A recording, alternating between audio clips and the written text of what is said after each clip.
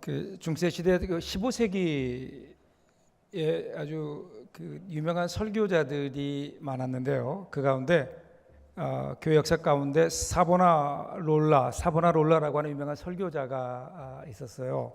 그래서 그분이 많은 이야기들을 남겼는데 그분이 했던 이야기 중에 아주 재미있는 이야기가 있어요. 그분이 어느 날 아침에 이제 일어나서 자기가 있는 성당을 산책하는데 한 여인이 눈에 들어옵니다. 근데 이 여인이 뭐 하고 있었는가 하면요, 그 성당 안에 큰 마리아상이 있는데 그 마리아상 앞에서 아주 경건하게 기도하고 거의 참배하고 있는, 무릎 꿇고 기도하고 있는 모습을 보게 된 겁니다. 그 모습이 참 진지해 보여서, 그래서 참 신앙 힘이 깊구나. 그리고 그 다음날 갔는데 그 다음날도 또 그러고요, 같은 시각에 비가 오나 눈이 오나 바람이 부나, 어디서 많이 들어본 얘기죠? 비가 오나 눈이 오나 바람이 부나 봄, 여름, 가을, 겨울 할 거 없이 언제나 그 앞에서 무릎을 꿇고 기도하며 참배하고 있는 거예요. 그것을 보면서 저분 대단한 분이구나, 신앙심이 굉장히 신실한 사람이구나, 감명을 받았다 그래요. 그 어느 날 그의 동료 사제와 함께 이제 그 이야기를 하면서 산책을 하는데 또 그때 마침 그 부인이 보이더래요. 와가지고 거기에 여전히 무릎 꿇고 그 앞에서 아주 경건하게 기도하며 참배하고 있더래요. 그래서 그 친구에게 그랬대. 이복에 저기 있는 저 여인 보이지? 내가 지난 1년 동안 봐왔는데 하루도 빠짐없이 비가 오나 눈이 오나 바람이 부나 할 거 없이 언제나 그 시각에 나와서 저렇게 무릎 꿇고 기도하는 모습 보니까 참 그 경외의 심까지 들더라. 저 신앙심이 참 좋은 것 같다고. 그랬더니 그 옆에 있던 그 사제가 껄껄껄 웃으면서 그러더래요. 자네는 모르는구만. 그래서 내가 몰라. 그랬더니 거기에는 비하인드 스토리가 있어. 그런가, 비하인드 스토리. 그게 비하인드 스토리가 뭐냐 그랬더니 몇 년 전에 처음에 이 조각상을 조각할 때 그거를 어떤 조각가에게 맡겼대요. 위험하니까 이 조각가는 마리아상을 조각하려고 하는데 뭔가 모델이 있어야 되잖아요. 그래서 모델을 찾다가 찾은 게 바로 그 여인이에요. 그 여인이 젊었을 때 마리아상에, 지금 앞에 서 있는 마리아상의 모델이 그 여인이라는 거예요. 놀라운 사실은 그 마리아상이 세워진 그 다음 날부터 하루도 빠짐없이 나와서 이 여인이 그 시간만 되면 나와가지고 비가 오나 바람이 부나 눈이 오나 나와서 그 앞에 나와서 경건하게 기도하고 참배하고 있다는 거예요. 지금까지 빠진 일이 없다는 겁니다. 그러니까 지금 이 여인은 뭐 하고 있는 겁니까? 자기를 바라보고 있어요. 자기를 숭배하고 있는 겁니다. 자기 앞에 엎드린 자기 숭배하는, 겉으로는 신앙심이 깊은 마리아 앞에 엎드려 기도하는 것 같은 모습이지만 그의 내면을 들여다보면 곧 자기를 숭배하고 있는, 오늘날 우리 신앙인들에게도 이런 모습이 있지 않나요? 하나님을 섬긴다고 하면서, 많은 사람들이 신을 섬긴다고 하면서 사실은 뭘 섬기고 있나요? 자기 안에 있는 자기 욕심을 따라 자기 욕심을 쫓고 있다고요. 여러분, 신앙과 미신의 차이가 뭔지 아세요? 미신이라는 것은요, 인간의 능력이나 인간의 정성을 가지고 신을 얼르든지 달래든지 협박하든지, 그래서 자기가 원하는 바를 얻어내는 게 목적이에요. 이것을 가리켜서 미신 그래요. 그래서 미신을 쫓는 사람들의 공통점이 뭔지 아세요? 그 신이 어떤 신인지, 그 신이 괜찮은 신인지 관계없어요. 거기에 대해서 그들은 전혀 관심이 없습니다. 중요한 건 뭐예요? 그냥 내가 원하는 내 욕심, 내 소원만 들어주면 되는 거예요. 결국은 뭘까요? 결국은 겉으로는 신을 숭배하는 것 같지만 사실은요, 자기 숭배입니다. 자기의 욕심을 따르는. 이에 반해서 기독교 신앙은 이것과 분명히 구별됩니다. 기독교 신앙은 내가 원하는 것을 얻는 것이 목적이 아니에요. 하나님의 뜻을 이루는 겁니다. 그래서 하나님과의 관계가 중요합니다. 기독교 신앙은 그러기에 인간의 정성이 아니라 출발이 어디에 있나요? 하나님을 아는 것입니다. 그래서 여러분들이 교회에 오시면요, 제일 먼저 뭐를 배울까요? 하나님은 누구십니까? 예수님은 누구십니까? 내가 지금 섬기고자 하는, 내가 만나는 이분이 누구인가? 이 하나님과의 관계가 중요합니다. 하나님이 어떤 분이신지, 그분은 나를 이 세상에 왜 만드셨는지, 나를 향하여 가지고 계신 뜻이 무엇인지 그 뜻을 알아서 이제부터는 뭐죠? 그 뜻을 이루며 사는 것, 여러분 이것이 기독교 신앙이에요. 그래서 기독교 신앙은 미신이 아닙니다. 물론 처음에는요, 우리가 하나님 앞에 나오게 될 때는 나에게 문제가 있고 나에게 어떤 어려움이 있어서 그 어려움 때문에 하나님을 의지하게 되고 하나님 앞에 나와서 또 그것을 통해서 신앙생활을 하게 될 수 있죠. 그런데 중요한 것은 뭐예요? 성숙해지면서 이제는 내 욕심을 채우는 차원이 아니라 하나님께서 원하시는 하나님의 뜻을 위하여 살아가는, 하나님을 나의 목적을 이루기 위한 수단이 아니라 절대적인 그 하나님의 말씀 앞에서, 그분의 명령 앞에서 내 자신을 그 말씀 앞에 쳐서 복종시켜 나가는 것, 이것이 즐거움이 되는 것, 여러분 이것이 신앙이죠. 이것이 기독교 신앙입니다. 그런데 안타까운 것은요, 우리들 가운데도 가끔 보면 많은 사람들이 하나님을 믿는다고 하는데 과연 그런지, 단지 대상만 바뀌었을 뿐 여전히 자신의 욕심을 쫓는, 겉으로는 하나님을 숭배하고 하나님을 믿는 것처럼 보이지만 그 안을 들여다보면 여전히 자기의 욕심을 따라 쫓고 있는, 미신의 신앙을 따르고 있는, 자기 욕심을 따르는 모습들이 우리 가운데 있어요. 오늘 본문에도 보시면 오늘 성경이 바로 그것을 지적하고 있습니다. 자, 오늘 우리가 1절부터 읽었지만 4절부터 보면 오늘 본문이 이제 본격적으로 시작되는 4절 볼까요? 4절 보면 너희는 이것이 여호와의 성전이라 여호와의 성전이라 여호와의 성전이라 하는 거짓말을 믿지 말라. 자, 오늘 보시면요, 지금 예레미야의 이야기예요. 예레미야가 지금 예루살렘 성전 안뜰로 들어가는 문이 여러 개가 있는데 그 가운데 가장 큰 문 앞에 서서 지금 성전 안에 들어와 예배 드리려고 나오는 사람들, 그 사람들을 향하여 뭐라고 얘기하고 있나요? 지금 너희들이 이것이 예루살렘 성전을 가리키며 이것이 하나님의 성전이라고, 하나님의 성전이라고, 하나님의 성전이라고 3번이나 외치고 있지만 이 거짓말에 속지 말라는 거예요. 하나님의 성전이 아니라는 거예요. 거짓말이라는 겁니다. 그 당시에는 절기였어요. 절기였기 때문에 수많은 사람들이 하나님 앞에 예배드리게 나오는, 성전에 나오는 이스라엘 백성들을 향하여 이것은 하나님의 성전이 아니다, 하나님의 전이 아니다. 여기서 주목해야 될 거는요, 여호와의 성전이라 이 말을 3번이나 반복하고 있죠. 사람들은 3번을 좋아하는 것 같아요. 그래서 한국 사람들은 주여 3창, 그죠? 이스라엘 사람들은 성전 3창, 이는 하나님의 성전이라. 왜 이렇게 성전 3창을 하며 그들은 지금 외치고 있을까? 그것은 이스라엘 백성들이 예루살렘 성전이 여호와의 성전이라는 사실을 철저하게 믿고 있음을 나타내 주고 있습니다. 아니, 사실은 조금 더 정확하게 이야기하면 그들이 그렇게 믿고 싶은 겁니다. 그들이 이렇게 믿고 싶은 거예요. 이것이 바로 여호와의 전임을 그들은 믿고 싶은 겁니다. 여러분, 그 당시에 국제적 정세를 보면 위태로운 상황이에요.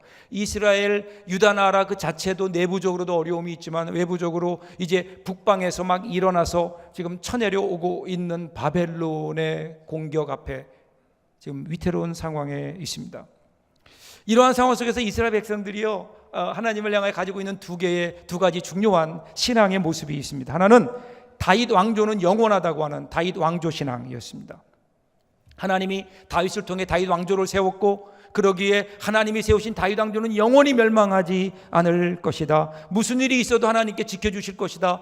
그렇게 믿어왔는데, 그런데 어떻게 됐나요? 안타깝게도 그 다윗 왕조의 마지막 소망이었던 요시야 왕이 무기또 전쟁에서 죽잖아요. 그가 죽으면서 이제 다윗 왕조에도 위기가 찾아오기 시작합니다. 이제 망하는 것이 눈앞에 보이기 시작합니다. 그러니까 그들의 믿음이 흔들리기 시작하는 겁니다. 이게 아닌가? 다윗 왕조도 무너질 수 있구나. 그 다음에 또 하나는요, 이 다윗 왕조가 불안해지기 시작하면서 그들의 관심이 이제 그쪽으로 쏠리기 시작하는 거예요. 그게 예루살렘 성전 신앙이에요. 이곳은 하나님이 계시는 곳이기 때문에 영원할 것이다. 하나님이 이곳에 계시기 때문에 이 하나님이 계시는 예루살렘 성전이 굳건한 한 이 나라, 우리나라 민족은 망하지 않는다. 마지막 보루였습니다. 성전이 눈앞에 있는 한 그들은 안전하다. 하나님이 이곳에 계시기 때문에 그 누구도 우리를 해하지 못할 것이다. 그래서 그들이요, 예루살렘 성전에 대한 애착은 거의 집착 수준이었습니다. 그런데 지금 예레미야 선지자가 나서서 뭐라고 얘기한다고요? 이거 가짜다라는 거예요. 거짓말이다라는 거예요. 거짓말이다. 자, 그러면 지금 왜 예레미야가 이 성전이 하나님의 전연이라는 것을 믿지 말아라, 거짓말이다 이렇게 얘기했을까요? 그것은 마치 아까 제가 말씀드렸던 자기 자신을 모델로 만든 마리아 상을 눈이 오나 비가 오나 그것을 바라보며 그 앞에 기도하며 참배했었던 그 여인과 같다는 겁니다. 사실 그들은 하나님을 찬양하며 하나님의 은혜를 구하며 정말 하나님 앞에 나온 것이라기보다는 자기들이 처한 상황 속에서 자기들의 문제를 해결하기 위해서 뭐가 있어야 되는 거예요? 하나님이 그들과 함께 계셔야 되는데 하나님이 함께 계시다는 그 징표를 그들은 예루살렘 성전에서 찾았던 거예요. 결국은 자기들의 아니었습니다. 자기들의 욕심이었어요. 결국 그들이 왜 그렇게 성전에 집착했는가? 왜 예루살렘 성전에 대해서 그들은 그렇게 거기에 맹목적인 신앙을 가지고 있었는가? 결국 자신들을 위하여 그 성전이 굳게 서 있어야 자기들이 안전하거든요. 안전한 거예요. 성전에 집착하면서 그것이 그들의 눈을 가리웠어요. 그러면서 그 다음에 어떤 일이 있었나요? 정말 하나님을 사랑하는 길을 그들은 잃어버린 거예요. 진심으로 여호와를 사랑하는 사람은 하나님 말씀을 지키는 것인데, 하나님이 주신 계명을 지키는 일인데 이 계명을 지키는 일은 까맣게 잊고 있었던 겁니다. 결국 그들의 신앙이, 잘못된 성전에 대한 집착이, 그들의 욕심이 그들의 신앙을 빗나가게 만들었어요. 그래서 그들은 어떻게 믿었나요? 하나님은 어디 계세요? 하나님은 성전 안에만 계세요. 하나님이 우리 안에 거하시는 것이 아니라 성전 안에만 계시는 하나님. 여러분, 하나님께 성전을 주신 이유가 뭘까요? 이스라엘 백성들에게 성막을 만들어 주신 이유는 하나님께서 이스라엘 백성 가운데 함께 하신다라고 하는 것에 대한 징표였는데, 이제 그들은 그들과 함께 하시는 하나님이 아니라 그 하나님을 어디로요? 성전 안으로 몰아버렸어요. 성전 안에만 계신 하나님, 바꿔 얘기하면 성전 밖에는 안 계신 하나님. 이스라엘 백성들은 어디예요? 성전 안에만 들어가면 하나님의 백성이에요. 그런데 성전 밖을 나오면 하나님이 안 계시니까 그들은 하나님의 백성이 아니에요.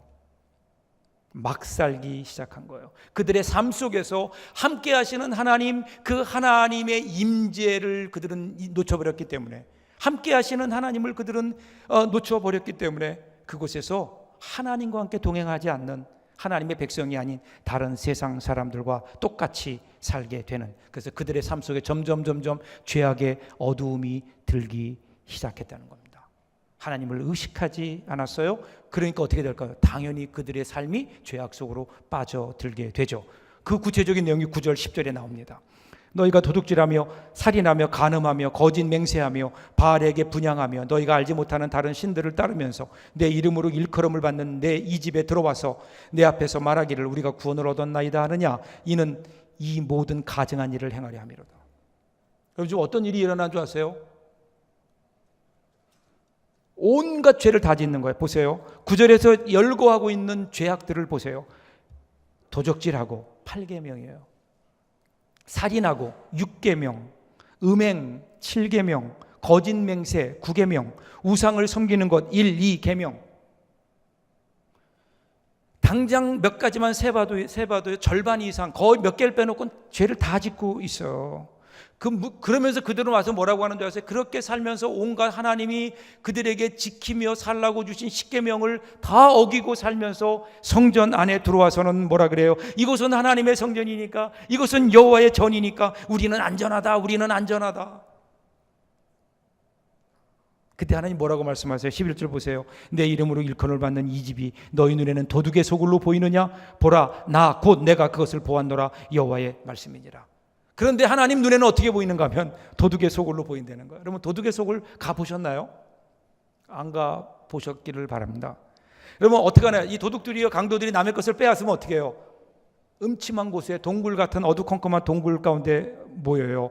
시시덕거리면서 야, 이건 네 거 내 거, 자기 몫을 나누는 겁니다. 어둠 속에서 온갖 악한 일을 다하면서 그들은 굴 안에서 우리 여기 있으니까 우리는 안전하다 그러면서 그것을 즐긴단 말이에요. 지금 하나님이 보실 때 성전이 도둑의 소굴이라는 거예요. 모든 일들이 강도의 소굴에서 일어나는 것과 다를 것이 없다. 지금 여러분, 하나님의 백성이라고 하는 이스라엘 사람들은요, 주님이 싫어하시는 일만 해요. 하나님이 주신 모든 계명을 다 어겼어요.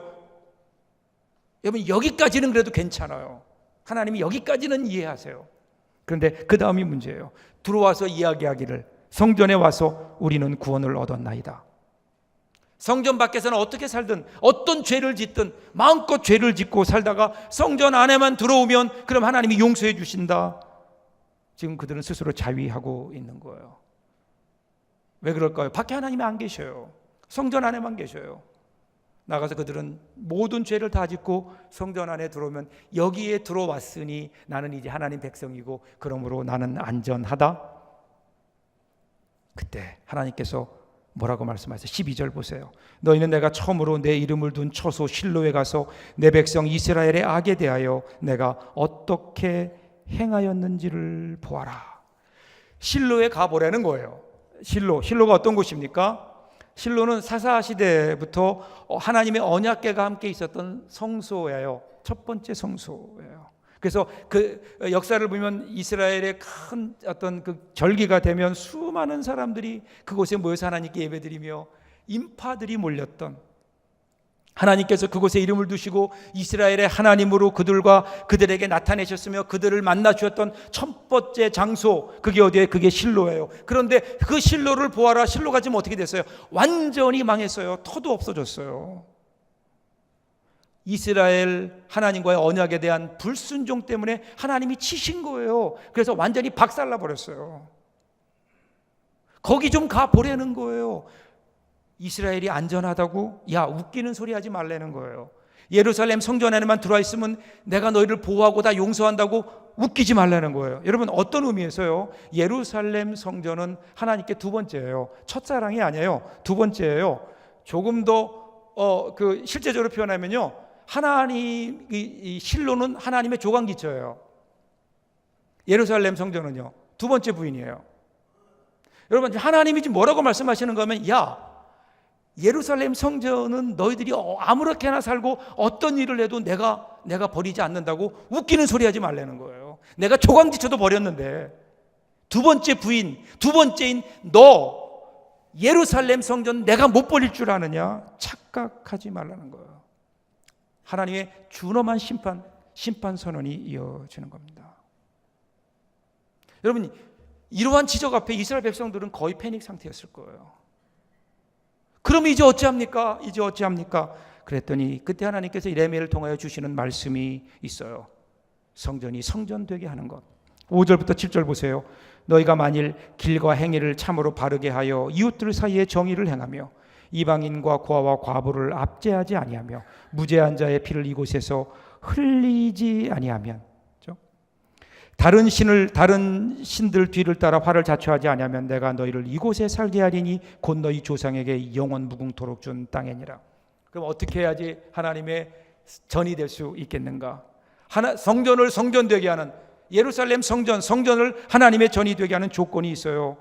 교회가 교회되게 하는 조건, 그것은 길과 행위를 바르게 하라는 거예요. 여러분, 길과 행위를 바르게 하라는 것을 어떻게 설명하고 있죠? 이웃들 사이에 정의를 행하라는 겁니다.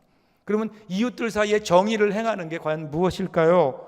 그것을 오늘 성경 분명히 얘기하죠. 이스라엘 가운데 들어와 있는 외국인 노동자들, 그리고 의지할 때라고 하는 없는 고아와 과부를 압제하지 않는 삶이고, 억울한 피가 하나님께서 주신 이 땅 위에 흘리지 않게 되면, 그럼 어떻게 해요? 그게 너희의 성전이 나의 전이 될 것이다. 내가 거기에 함께 하겠다. 내가 지켜주겠다. 지금 예레미야가 얘기하는 성전이 성전되게 하는 조건은 전혀 뜻밖이에요. 전혀 종교적이지 않아요. 비종교적이고 우리의 일상입니다. 다른 사람들 공정하게 대했는가? 차별 대우하지 않는가? 타국인 과부 고아들을 압제하거나 착취하지 않았느냐? 혹시 너희가 가지고 있는 힘이나 너희가 가지고 있는 물질로 다른 사람들을 억울하게 하지 않았느냐? 그들의 눈에 눈물 나게 하고 그들의 눈에 피눈물 나게 하지 않았느냐? 이런 사람들은 여러분 고대 사회에서 법적 보호를 받지 못하던 사람들입니다. 이러한 사람들을 도왔느냐? 결백한 사람들의 피를 흘리게 한 일은 없었느냐? 한마디로 공의와 정의의 문제입니다. 이 땅을 살아가면서 하나님 말씀대로 공의와 정의, 하나님의 뜻을 따라 가난한 자들을 돕고 어려운 이들을 섬기면서 그렇게 살지 않고 오히려 그들을 압제하고 하나님이 하지 말라고 한 모든 죄를 다 지면서 성전 앞에 나와서 그 앞에서 나는 하나님의 백성입니다, 나는 오늘 교회 나와 제사드립니다, 예배드립니다, 이것으로 하나님께서 인정하시지 않겠다는 겁니다. 여러분, 우리가 보통 신앙 그러면 교회 열심히 다니고 성경 보고 기도하고 전도하는 것 떠올리죠. 필요한 일입니다. 근데 오늘 성경은요, 이것보다 좀 더 본질적인 것을 요구하고 있습니다. 우리의 삶의 문제예요. 삶의 문제. 우리와 함께 살아가고 있는 가난한 이웃들을 좀 돌아보라는 겁니다. 우리 주위에 있는 사회적 약자들을 돌보는 일들에 하나님의 관심이 있다는 거예요. 흔히 여러분, 우리 한국 교회는요, 이러한 일들을 사회봉사 혹은 구제라는 단어로 표현해요. 그래서 복음의 본질이 아니다 이렇게 치부해 버립니다. 그래서 어떻게 되나요? 사회봉사나 구제는 하면 좋고 안 해도 할 수 없는 옵션 정도로 생각해요. 근데 오늘 성경은 어떻게 얘기하나요? 그렇지 않다는 겁니다. 신앙의 본질이라는 거예요. 오늘 성경에서 보는 대로 하나님께서 그 백성에게 요구하시는 것은 바른 길과 행위예요. 정의를 행하는 일이에요. 주위의 어려운 이웃들을 돌보는 거예요. 가난한 이웃과 소외된 이웃들을 돌보는 것입니다. 기억하세요. 가난한 이웃들을 돌아보는 것은 구제나 봉사가 아니라 여호와를 섬기는 신앙의 본질이라는 거예요. 오늘 우리가 혹시 이것을 잊어버리고 있는 것은 아닌가요? 언제부턴가 우리가 분명히 세상을 향하여 감당해야 될 이러한 사명들을 뒤로 한 채 혹시 오늘 우리 교회, 한국 교회는 우리만을 바라보고 혹시 교회를 위한 교회가 되어가는 것은 아닌가? 어느 분이 한국 교회를 비유하면서 이런 재밌는 얘기를 했어요. 어느 선교사님이요, 우리 선교 초기에 옛날에 우리나라에 왔어요. 선교를 왔다가 여기 지방에 다니면서 복음을 전하고 그러는데 그만 산에서 길을 잃어버렸어요. 밤에 산에서 길을 잃어버리니까 여러분 얼마나 깜깜해요. 전기도 없는 시절에.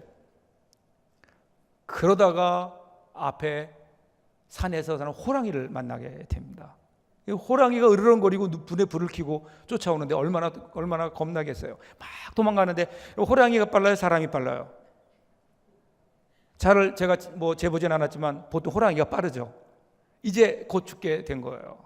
막 덮치려는 순간 그때 선교사님이 무릎 꿇고, 그래도 내가 명색이 선교사인데 이렇게 그냥 찍소리 못하고 죽을 순 없지. 앉아서 기도합니다. 하나님, 여기에 나를 보내셔서 이 조선 땅에 와서 복음을 전하다가 이제 죽습니다. 내 생명이 여기서 다 하는데 하나님, 내 생명 하나님께 드립니다. 기도하는데 아무리 지나도 호랑이가 덮치질 않아요. 이상하다. 그리고 고개를 들어보니까 호랑이 옆에 앉아서 기도하고 있어요. 뭐라고 기도하는가 하면 일용할 양식을 주셔서 감사합니다.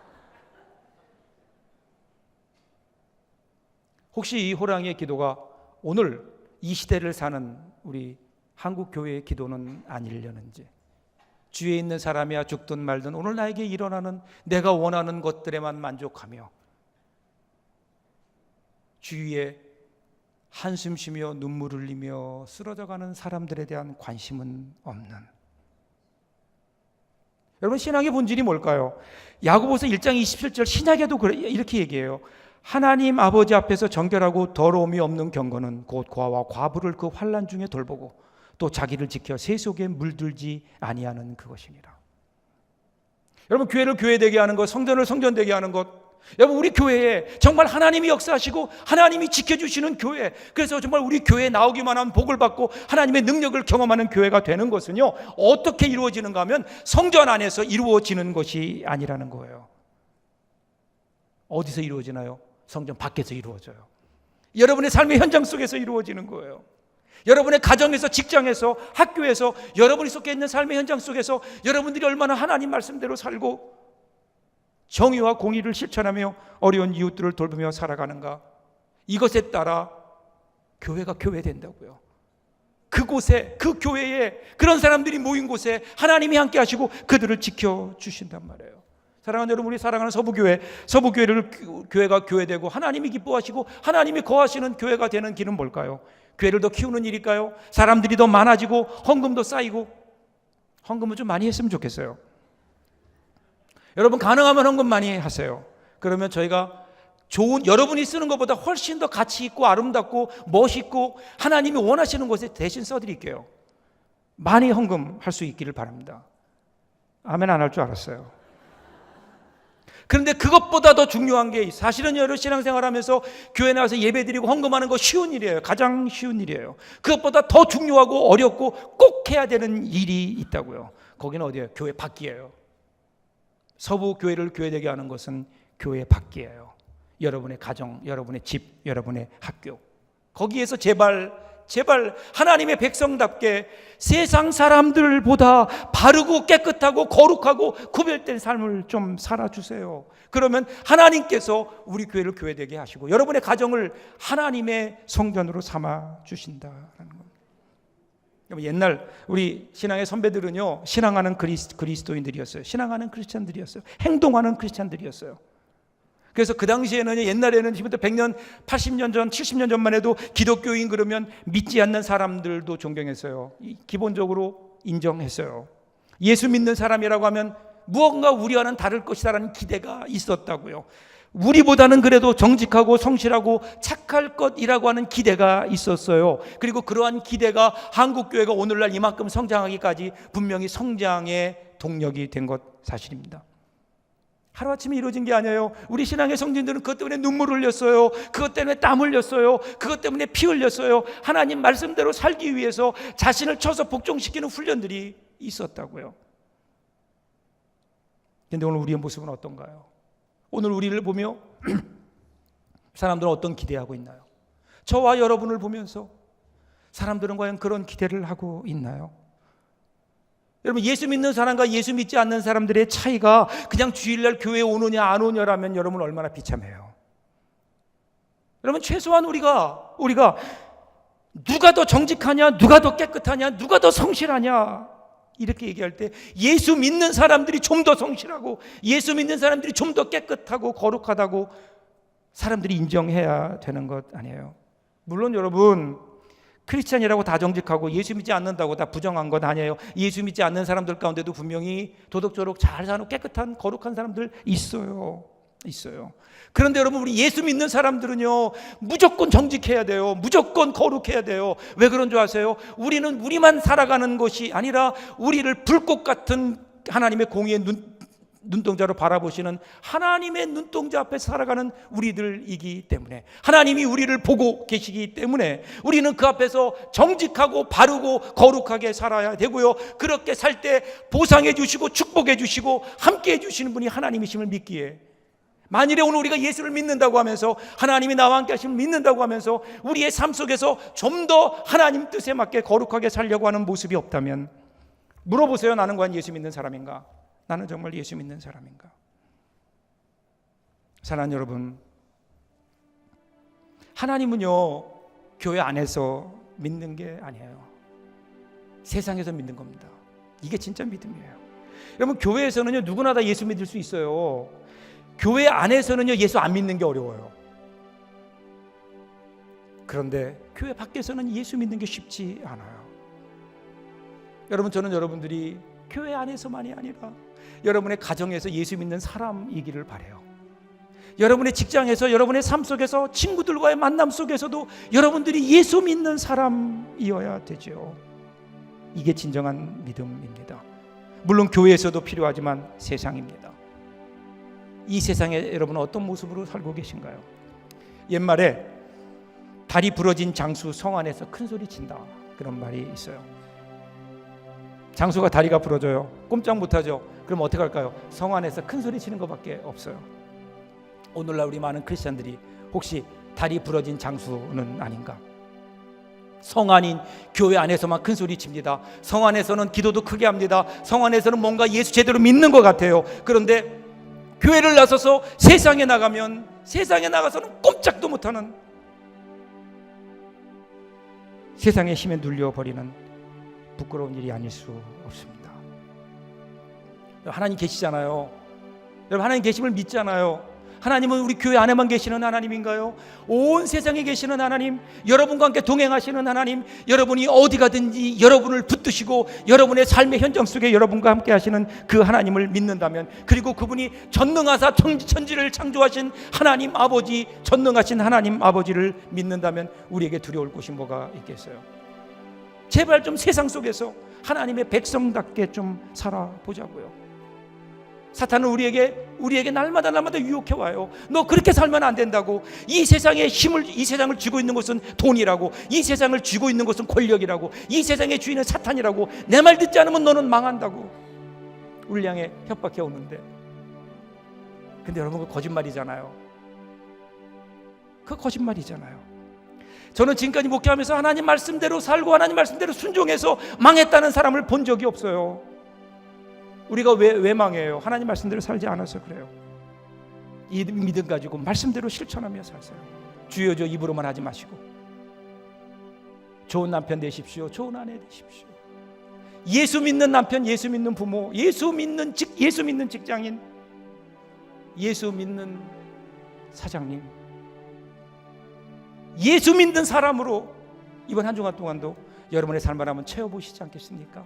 그때 든든하게 세워져 가는 하나님이 함께 하시는 은혜, 바로 그것이 여러분의 성전이 될 것이고, 그런 우리들이 모인 서북교회가 드디어 하나님의 전이 되는 이 놀라운 은혜가 우리 가운데 가득하기를 주님의 이름으로 축복합니다. 기도합니다.